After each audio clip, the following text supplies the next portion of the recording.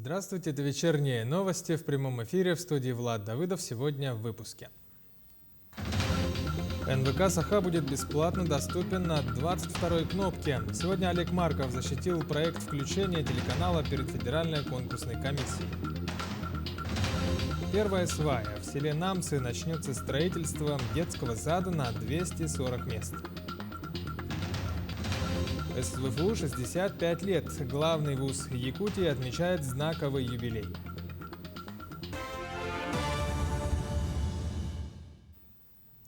Сегодня генеральный директор НВК Саха Олег Марков защитил проект включения телеканала перед Федеральной конкурсной комиссией. Теперь вещание на всех кабельных телеканалах города будет бесплатным. В ближайшее время НВК Саха будет доступен на 22-й кнопке. Ежедневно канал производит оригинальный контент в объеме 7 часов, из них более 2 часов – это информационные выпуски, но остальной объем занимает развлекательное вещание, телесериалы, ток-шоу и многое другое. Большая пресс-конференция Владимира Путина состоится уже завтра. На встречу с президентом приглашены 500 представителей СМИ, из них 4 наши якутские журналисты.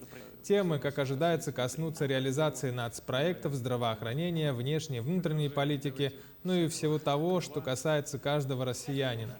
Мы решили узнать, какие вопросы Владимиру Путину хотели бы задать якутяне. Наши корреспонденты опросили жителей Хангаласского района, и вот что они ответили.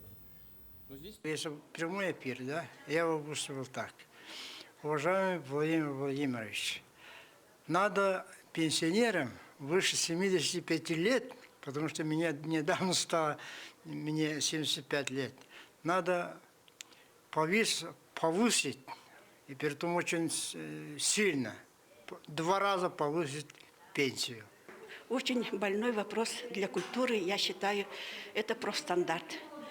Или в библиотеку, или в клуб приходят без профессии, без специальной подготовки люди и там работают. Это больно ударяет по развитию культуры, развитию библиотечного дела. Такого не должно быть. В Якутии создается единый республиканский реестр пострадавших от нерадивых застройщиков, которые возводят или возводили дома в неразрешенных участках. Сегодня, по словам руководителя Республиканского фонда защиты прав дольщиков, в этот список пока попали пострадавшие в 8 таких незаконных строений. Это около 350 граждан. Список в данное время еще пополняется. Эта мера даст пострадавшим гражданам решить в будущем эту проблему и получить от государства какую-то помощь. В селе Йенгра Нерюнгринского района отмечают снижение температурного режима в теплоносителях. Из-за этого глава района Роман Щегельняк собрал экстренное совещание с участием главы этого поселения, ресурсоснабжающих организаций и управляющих компаний. Все подробности у Ирины Кичигиной. Очень непростая ситуация сложилась в ноябре этого года с отоплением в домах и социальных объектах села Йенгра. Невыполнение показателей температурного режима в основном произошло из-за неподходящего качества угля, поставляемого на котельные. Кабахтинские угли, которыми топятся котельные, по сертификатам отвечают всем необходимым показателям, но на практике не дают результата для выдачи достаточного тепла. Поэтому сегодня мы серьезно прорабатываем вместе с министерствами и ведомствами республики, Министерство промышленности, Министерство жилищного и коммунального хозяйства. И все правительство республики, конечно, участвует в этом процессе. И сейчас прорабатываем с компанией «Эльга-Уголь», с компанией «Долгучан» для того, чтобы мы могли заместить угли кабахтинского месторождения на угли данных компаний. После совещания, на котором были приняты важные решения для стабилизации ситуации, Роман Щегельняк посетил дома и социальные объекты, где проблема стоит особенно остро. Со стороны администрации района приложены максимальные усилия, чтобы в селе этот отопительный сезон завершился без серьезных последствий. Уголь завезли долгучановский, температуру мы подняли, но ее пока только держим до того максимума, который должен дать тепло в квартиры наших жителей, его еще нет.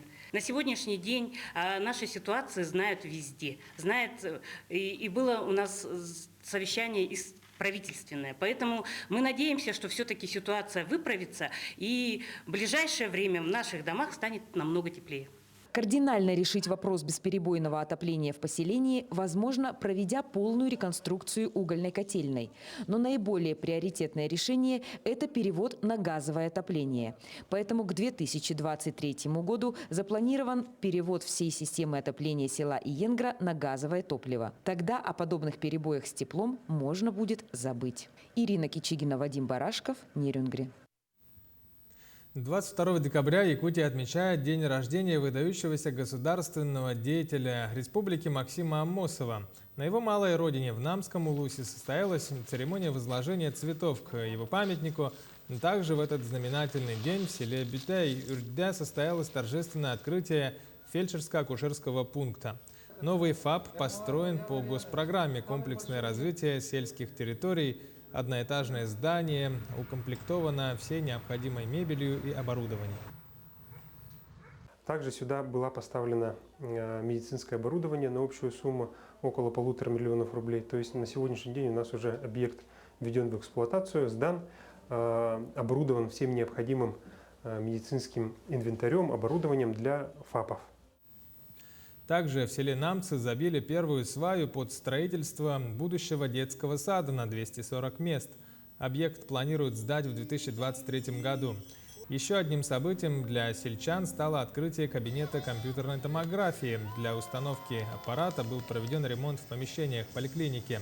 С открытием кабинета КТ в районной больнице планируется увеличить охват населения данным методом исследования, в том числе амбулаторным больным. Нужно сказать, что в Намском Улусе и в целом республике прошел день вот таких вот новых открытий и, соответственно, заделов на будущее для развития в целом, прежде всего, развития каждого здесь живущего. Ведь доступность медицины, качественность медицины, и качество медицины, так же, как и доступность детских садов, так же, как и воспитанием патриотов, это сегодня основа политики, которую проводит глава Республики Саха-Якутия Айсен Сергеевич Николаев. 65 лет исполнилось Северо-Восточному федеральному университету. На сегодняшний день в СВФУ учатся порядка 19 тысяч студентов, из них более 700 студентов – это иностранцы. Университет – это крупное научно-образовательное учреждение на сегодняшний день. Она сотрудничает с ведущими вузами других стран, а также с федеральными ведомствами и организациями. Например, в содружестве с президентской платформой СВФУ разрабатывает Центр развития компетенций для студентов, а уже осенью будущего года заработает военно-учебный центр. Если взять только этот год, да, то мы попали в большой амбициозный проект «Приоритет 2030». Совсем недавно мы обрадовались тому, что было поддержано открытие военно-учебного центра нашего университета. Ну и, конечно же, мы рады тому, что мы продвинулись во многих проектах в рейтинговых компаниях. Да. В Амгинском наследии состоялось открытие творческого сезона и презентация зрительного зала после капремонта Дома народного творчества имени Федота Потапова. Реновация зала реализована в рамках национального проекта «Культура». Всего на капремонт привлекли 12 миллионов рублей. В результате ремонта интерьер зала был полностью обновлен, установлен светодиодный гибкий экран с 2 кулисами. Удалось преобразить и зрительский зал, и закупить необходимое оборудование, световое оборудование. И здесь еще подключились также участие по другому проекту. И, конечно же, это все дает такой значительный эффект преображения. И действительно, мы сейчас обсудили возможность, что можно было бы на этой площадке проводить и выездные мероприятия республиканских учреждений культуры, возможно, проводить мероприятия какого-то республиканского уровня, поскольку цена достойная, и я думаю, что многие коллективы с нашей республики могли бы приехать сюда и выступать для жителей Амгинского района. В Центральной библиотеке Хангаласского улуса начали ставить аудиоспектакли. В качестве первого произведения был выбран роман Ивана Гоголева «Кындыл. Черный стерх». Актеров подбирали среди простых жителей района. Сюжет нашего корреспондента Виолетты Засимовой. В октябре этого года Центральная улусная библиотека города Покровска приобрела новый статус – библиотека нового поколения. Помимо доступа к книжному фонду, читателям также начали предлагать услуги коворкинг-центра, компьютерного и конференц-залов, смарт-лаборатории и мини-типографии.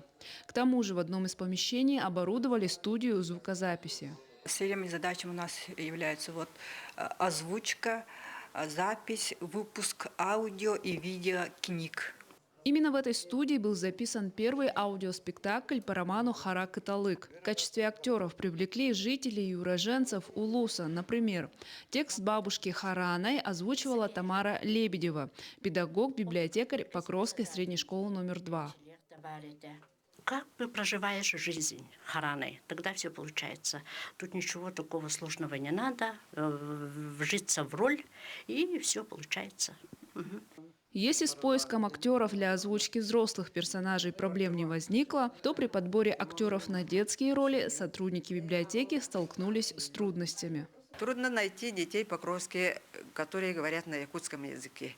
И мы нашли двух взрослых девочек, студенты они, Ангелина Кельсинова, студент ЯГУ, и Сергеева Аделина, она студент колледжа.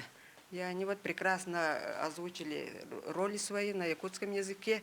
Я была младшим братом. Ага, Хабырыс. Это маленькие дети, 9-10 лет, поэтому я пыталась более детским голосом разговаривать. И расскажи, насколько это сложно оказывается?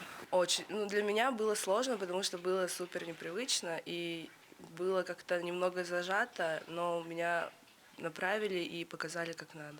Всего в записи аудиоспектакля приняли участие 8 непрофессиональных актеров. На подготовку и саму запись ушло 2 дня. В итоге получился материал длительностью 27 минут. Пока что он недоступен для широкой аудитории, но вскоре его планируют распространить по местным соцсетям. Следующая аудиопостановка также будет по роману «Хара Кыталык». Но актеры уже отыграют отрывок, в котором описывается мистический период народа Саха-Танха. Виолетта Засимова, Федор Тарасов, Хангаласский улус. В Якутске представители движения ГТО «Готов к труду оборонь» подвели итоги 2021 года. Было отмечено, что несмотря на пандемию коронавируса, на территории республики было проведено всего 13 мероприятий. Помимо этого, якутяне приняли участие в 3 выездных фестивалях. На сегодняшний день в автоматизированной системе ГТО зарегистрировано более 138 тысяч любителей физической активности. В завершении мероприятия лучшим участникам движения ГТО были вручены золотые знаки отличия. Таковы новости к этому часу. Смотрите нас и будьте всегда в курсе.